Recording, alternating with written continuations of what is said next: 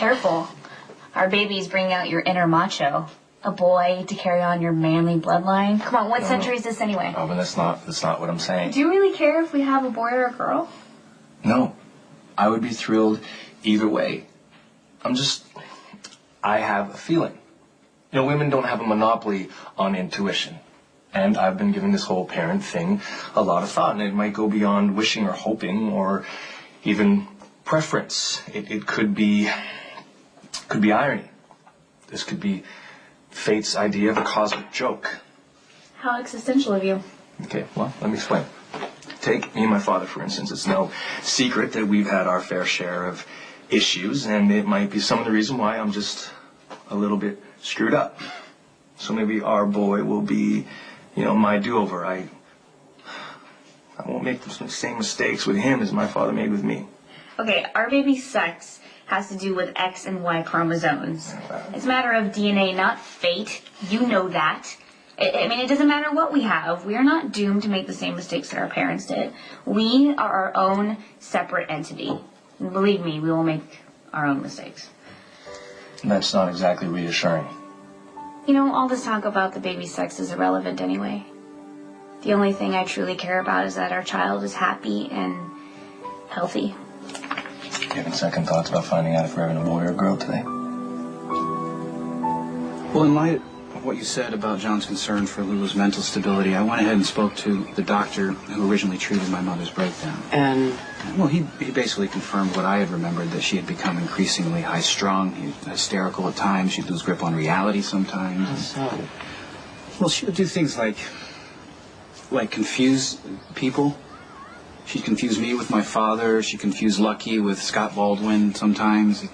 Johnny implied that Lulu was hallucinating.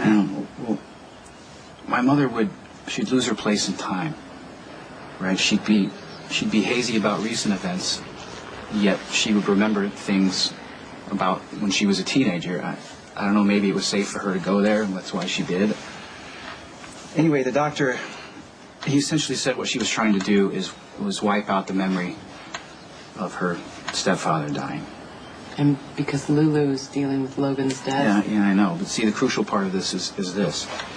Luke, he made a big decision without consulting anyone. He felt that she needed to face what happened, right? So what does he do? He makes her remember the whole thing, and it broke her, it shattered her right on the spot, and Johnny needs to know that. Well, I'll be sure to tell him when he calls again, but, you know, Nicholas, I don't know how that's going to help him. No, I know, but if anything else, it gives Johnny a guideline on how to deal with Lulu. I know it's not a solution, but if Johnny really wants to help her, he needs to do so before it's too late. I know, but I'm sure that's what he wants to do. But they're on the run. They're fugitives. You know, he can't just take her to a psych ward and hand the guy his mugshot and their picture on a most wanted poster.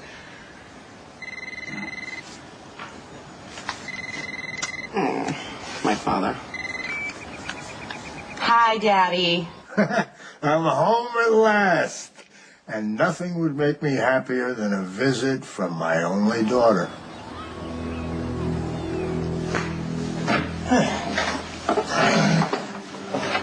So, what do you think? Yeah, the place looks good. Hey, you gotta admit, much better than that lousy hotel suite. Make it stretch out here. Go outside, smell the roses. Oh, have you made sure Johnny's room is in order? Tony, I'm not your housekeeper. And whether or not the room is ready really doesn't matter. John is still a fugitive.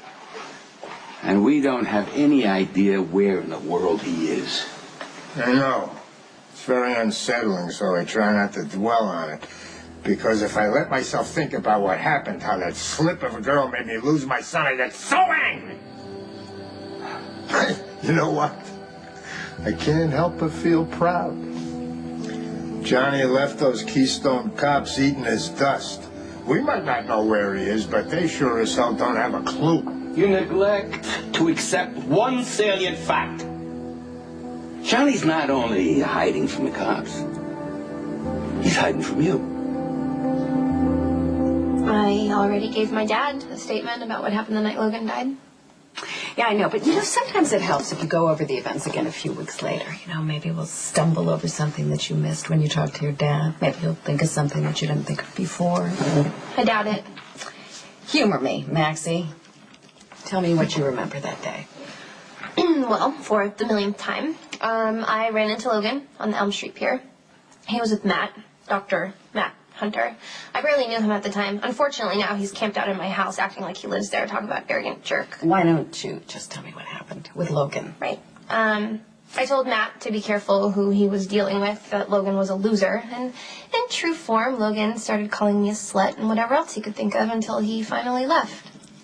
When was the next time you saw Logan? At the Crimson offices with Lulu and Kate. Logan barged in, pleading with Lulu to give him another chance, blaming his whole miserable life on me. Typical Logan, he can't even take a bit of responsibility for his stupid actions. And then Lulu said that she was with Johnny, and Logan was starting to make her really uncomfortable, so Logan left. Seriously pissed, looking for trouble. I guess he found it. End of story. Not quite. Because if the story ended there, you wouldn't have visited Johnny in lockup after his arrest. So what exactly do you know, Maxie, that you aren't telling us? Any more information you can give me, like what was on the second shipment, that would be very helpful. I'll get on it right away. Okay, thanks. Jackal must admit, it is advantageous to have another set of eyes and ears on the nefarious docks. But in this case, we know all we need to know. How's that? Well, your Russian rival shipped contraband into your territory last night, and to add insult to injury, he attempted to murder you in a process most foul. The Jackal has ascertained that the bullets used on you, the Valkyrie, and Vixenella were of a Russian manufacturer, so the next step to neutralize our enemy is obvious. Jackal and Stone PIs must land eyeballs on the suspect, i.e. physical surveillance, as opposed to cyber sleuth. First of all, Karpov is not your enemy. He might not be mine. Anyone can buy Russian bullets. Then do you think someone's trying to frame Karpov? Well, I don't believe anything yet. Except Karpov is a force to be reckoned with. All-out war with him is going to be bloody, and it would be expensive, so I need to be sure, Spinelli, before I make a move, that Karpov really is the threat.